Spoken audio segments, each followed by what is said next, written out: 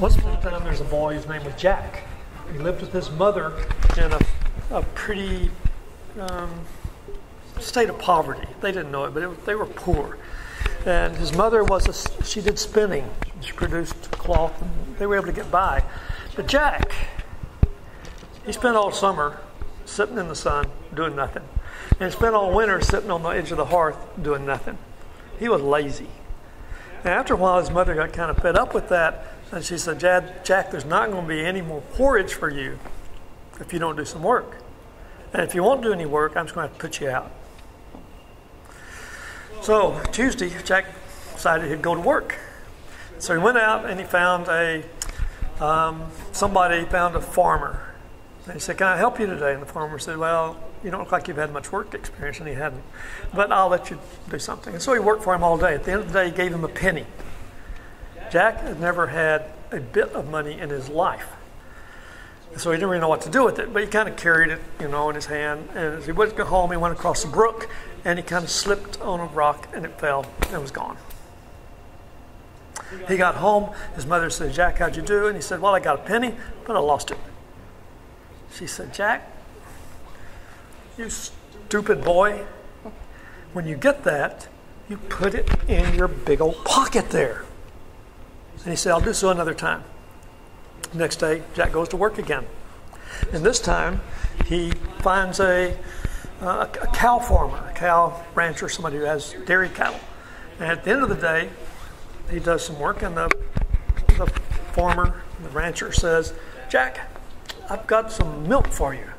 And they didn't have nice, flip-on lids at that point, so it was just an open container. And Jack remembered, and he put it in his big old pocket. And he walked along home, and had his good time. And when he got home, it had just splashed out. It's all over himself and the ground. His mother looked at him, and he said, Jack, you silly fellow, that's not how you carry it. When you get that, they must have been like that culture where they carry things on their head, He said, you take that, and you put it on your head, and carry it on home. He said, I'll do that another time. The next day, he goes to work for another farmer, and this time, at the end of the day, the farmer says, Jack, you've done pretty good work here. I'm going to give you some cream cheese. And so Jack takes that, gets outside, takes off his hat, puts it on top of his head, and puts the hat back up on there. It's happened to be a pretty hot day that day, and by the time he gets home, it has spoiled. It's kind of come down the back of his neck some. It's got all mucked in his hair. He had some hair up there. And his mother looked at him and said, Jack, you look kind of strange. He said, oh, yeah. She says, Jack, you stupid lout. When you get that, you carry it carefully in your hands. He said, I'll do so another time. Well, the next day he goes to work for a baker. And at the end of the day, the baker says, not bad. I think you might be able to use this, and gives him a big old tomcat. And so Jack carrying that tomcat home, trying to carry it in his hands, and the tomcat didn't like that too much. Started scratching his hands, started scratching wherever he could. Finally, he had to let that cat go and jumped down and ran away. So Jack got home and I said, what'd you get? And he told her. She said, Jack,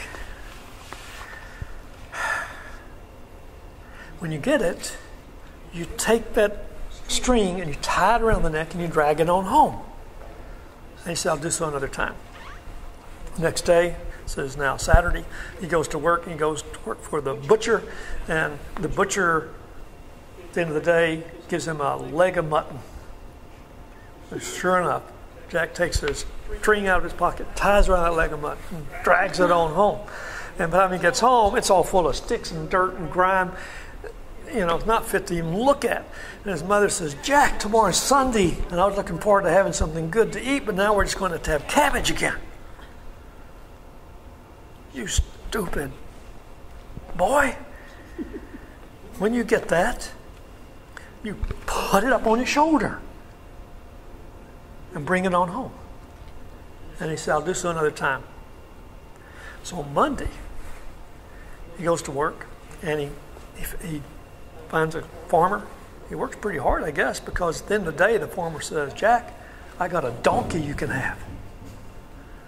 And so Jack goes out and he gets out there, and it's hard to do, but he somehow managed to get that donkey up on his shoulder. And the feet are sticking up in the air and carrying on. And Jack's trying to get down the road with that. And he happens to go by the house of the rich man. And the rich man has an only daughter. And his daughter is deaf and dumb and has never laughed in her life. And the doctor says, if somebody can only get her to laugh, it would cure her. Well, she sees Jack coming on that donkey up on his shoulder, trying to carry on, and the donkey kicking and braying, and she laughs. And sure enough, it cures her. Now, the farmer had said, anybody who can make my daughter laugh can have her for his wife. And sure enough, he kept his promise. And I told you, he was a rich man. So now Jack is a rich gentleman, has a fine house, and his mother comes to live with him and has a great time until she dies. So, I want you to let that story play back through your mind. Pick some moment in that is taking up residence, and go back and draw a sketch and write a couple of words about it. You have 2 minutes, and then come back over here. 4 slides I want you to look at, and you can move ahead with what you're doing for 5 minutes. Okay, so what I consider to be the test of a good story is whether it produces a rub or not. This is a picture of a couple of thorns, a cactus. And so I think that a good story pricks us somewhere. It pricks our edge of consciousness. It says, this is where you need to move ahead. And so, I talk about what the rub is, or the itch, or the hit, and it means it bothers, it upsets the status quo. It's a chance to see something new, to create something different, hopefully something better. But it's going to feel awkward. It's going to at least unsettle the way things have been. There's both an emotional response and a cognitive response.